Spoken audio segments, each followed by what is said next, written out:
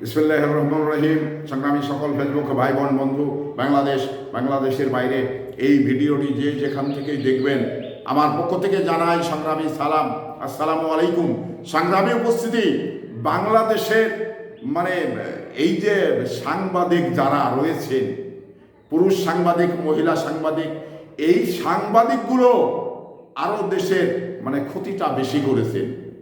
কারণ সাংবাদিকেরা একটা হয়েছে আর একটা বাড়িয়ে বলেছেন, যেটা বলার দরকার ছিল সেটা না বলে যেটা বলার দরকার নেই সেটা বলেছেন।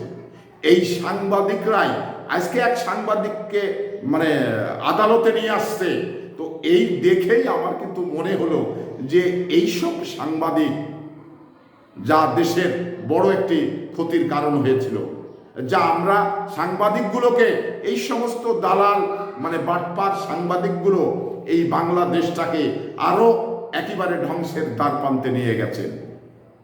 কারণ এই সাংবাদিকের কথাগুলো দ্রুত সারা বিশ্বে ছড়িয়ে পড়ে, আর সেই সাংবাদিকগুলো যদি এই ধরনের মিথ্যাচার, এই ধরনের গুজবগুলো সাংবাদিক ছড়িয়ে বেড়ান, তাহলে দেশের অবস্থা কোথায় গিয়ে দাঁড়ায় এটা আপনারা চিন্তা করতে হবে। তো এই ধরনের সাংবাদিক যারা, তাদের আমি দৃষ্টি আকর্ষণ করতে চাই, আপনারা আপনাদের এই ছোট অর্থের জন্যে একটি দেশের ক্ষতি করবেন না, আপনার ব্যক্তির স্বার্থের জন্যে দেশের ক্ষতি করবেন না।